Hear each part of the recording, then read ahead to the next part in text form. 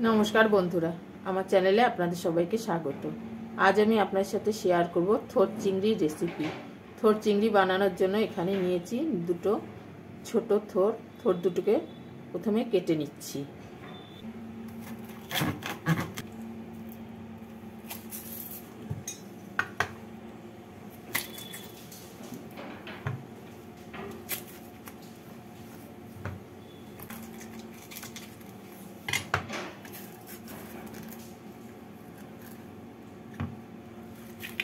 थोड़ेर ऊपरे खोलाटाके फेले देब। एর গা থেকে খোসাগুলোকে ছাড়িয়ে নিতে হবে।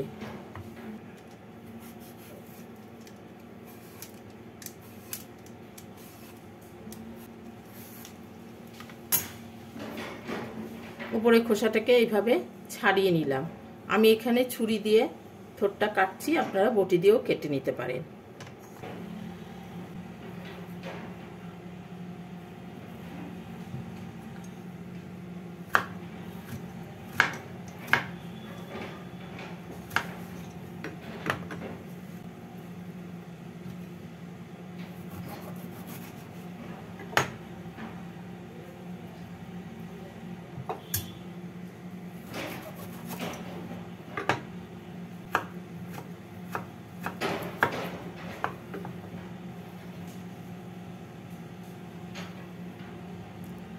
থোরগুলোকে এইভাবে কেটে নিলাম।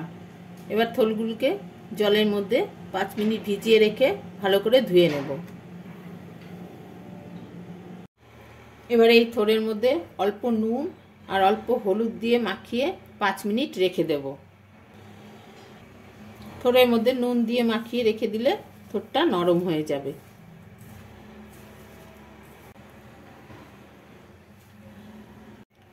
এখানে নিয়েছি একটা মিডিয়াম সাইজের আলু। আলুটাকে এইভাবে ছোট ছোট করে টুকরো করে নিয়েছি। আর নিয়েছি এখানে চিংড়ি মাছ। চিংড়ি মাছটার মধ্যে নুন আর হলুদ মাখিয়ে নেব।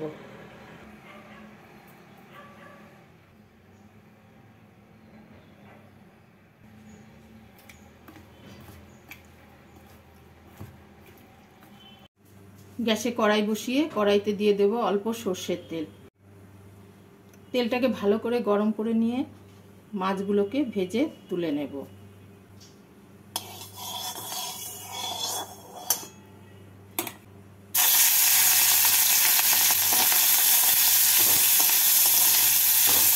মাছগুলো ভাজা হয়ে গেছে, উঠিয়ে নিচ্ছি।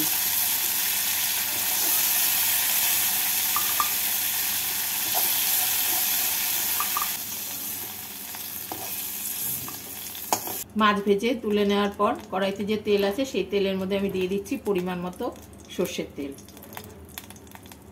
তেলটাকে ভালো করে গরম করে নিয়েছি।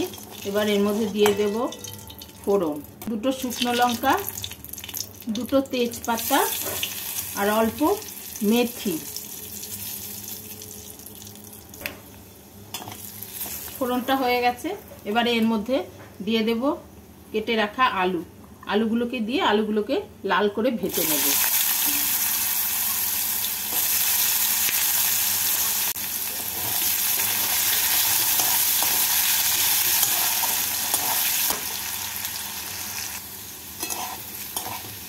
আলুগুলোকে লাল করে ভেজে নিয়েছি।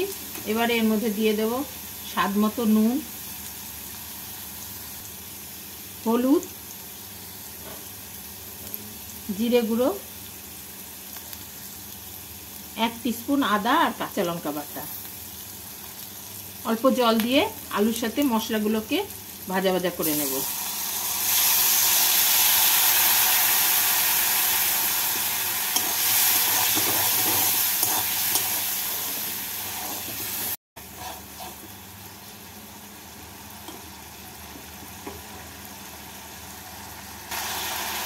আলুর সাথে মশলাগুলোকে ভাজা ভাজা করে নিয়েছি।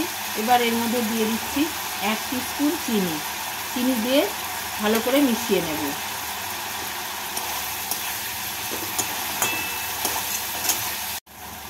চিনি দিয়ে ভালো করে মিশিয়ে নিয়েছি। এবার এর মধ্যে থোরটা দিয়ে দেব।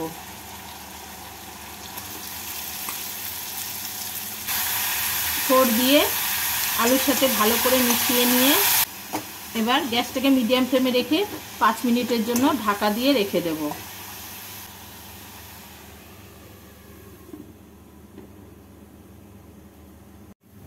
পাঁচ মিনিট পর ঢাকা খুলে এর মধ্যে দিয়ে দেব ভেজে রাখা চিংড়ি মাছ আর দুটো কাঁচা লঙ্কা দিয়ে ভালো করে নাড়াচাড়া করে আবারও 2 মিনিটের জন্য ঢাকা দিয়ে রেখে দেব।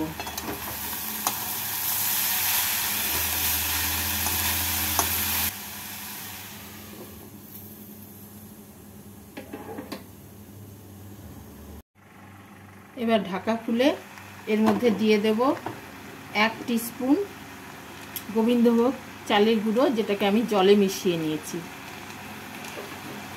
এই চালের গুঁড়োটা দিলে থোড়ের যে ঝরঝরে ভাবটা থাকে সেটা আর থাকবে না, মাখা মাখা হবে। এবার ভালো করে নাড়াচাড়া করে নেব।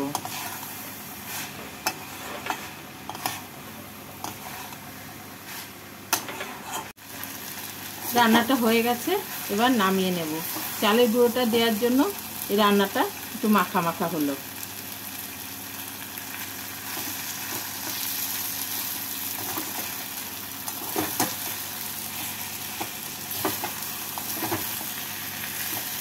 তৈরি হয়ে গেল থোড় চিংড়ি। এভাবে একবার বাড়িতে থোড় চিংড়ি বানিয়ে খেয়ে দেখবেন, ভালো লাগবে।